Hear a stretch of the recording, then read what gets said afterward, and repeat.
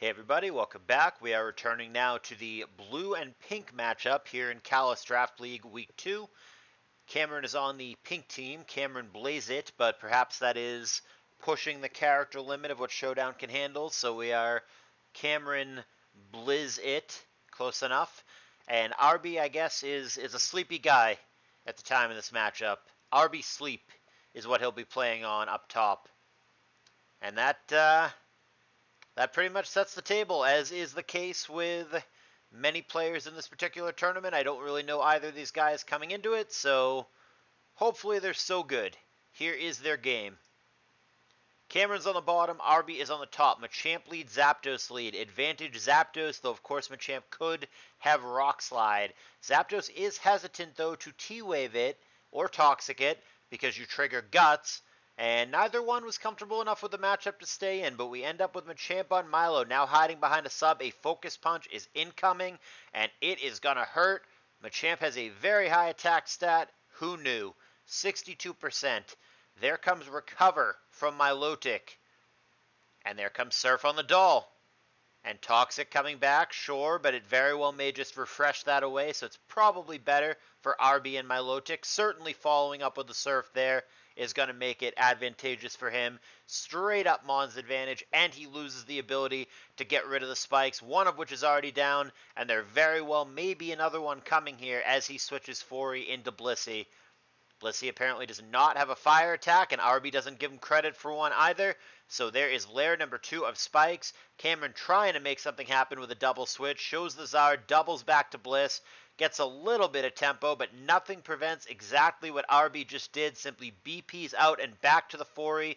And layer number 3 is, I was going to say, is almost certainly coming down. Scratch that. He's going to anticipate the Zard and click boom. That's even better.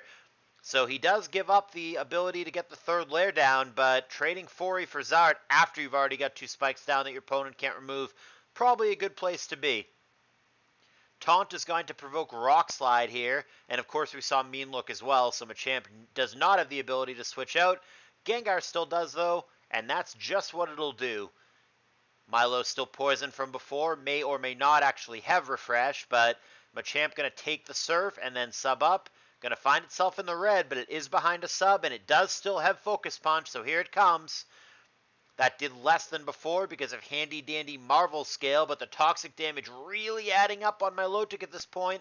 I would have liked to have seen Cameron on that turn go for Focus Punch again, put Milotic in a damned if you do, damned if you don't spot, but instead he Rock Slides, and it does just 13% through Marvel Scale. Not going to cut it, and Milo really low from the toxic damage. Gets out of the way, and Bliss clicks Soft-Boiled here. We know it's a Trap Gar, so Bliss has to be careful. And indeed, she switches out. Machamp comes in now. Here's a terrible song, so bad that it will kill you, kind of like a Yoko Ono song. And Taunt comes down. Focus Punch? Nope. I mean, yeah, it's an attack, but it's not the right one. He's not mean-looked yet, though, so he can get out of the wall. Just kidding. Now he's mean-looked. I don't think Cameron should have stayed in here because now he is going to get eaten by that Perish Song. He had his chance to get out and simply chose not to take it, but he'll Focus Punch on the way out and at least take the Milotic down with him.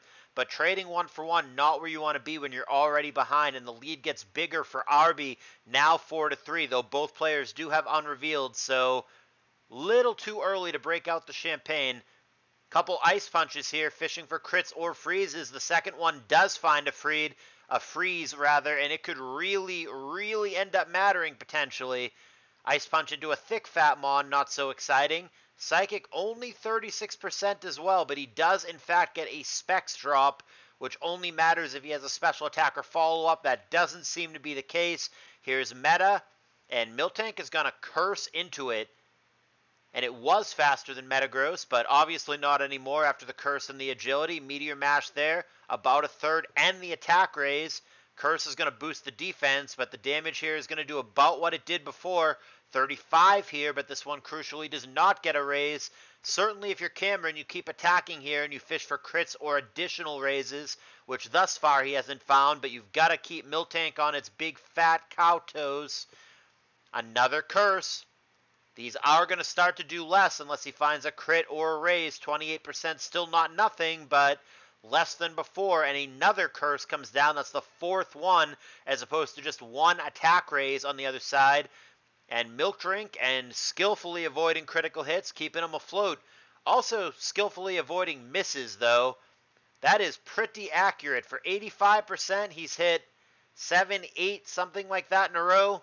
Pretty well-trained Metagross. There's another one. That thing will not miss. The body slams at this point are doing as much as the mash. And he also gets a para. There's a full para, in fact. And now Metagross is probably in trouble unless it booms. It ate Lychee Berry, La Berry, but didn't get a chance to use it with full para, and now only only Blissey remains to deal with Miltank. Don't know how it's going to do that with all the curse boosts.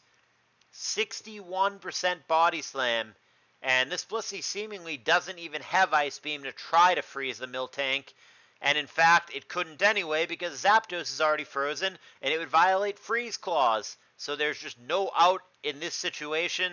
Toxic there, way too little, way too late. Couple body slams later, we should basically be done here. That para is even more obnoxious. But really, truly, I mean, Arby hasn't even shown his last poke. There's just no way out of this for Cameron. And Arby is going to take this one down pretty convincingly. And I do want to note, because of course not all the games are on YouTube, but there have been multiple Curse Miltank victories in this round.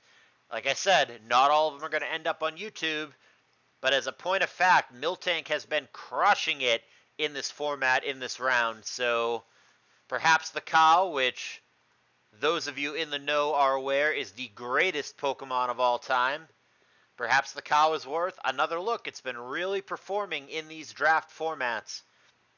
But that aside, it is a victory for Arby over CameronBlazeIt, and he'll put a point on the board for the blue team. And there's one more match to go, which in real time at the time of this recording hasn't played out yet, but that's going to be between Freeday and Marshy, which is also in this matchup, pink and blue, and that'll conclude the YouTube coverage for this round, and we'll move on to round 3, which is individual drafts again. Hope you guys have been enjoying this tour. I know that it isn't OU and isn't the usual, but variety is the spice of life. Just don't tell my wife. And I hope you guys enjoyed it. Hit the like button. I'll see you guys in the next video.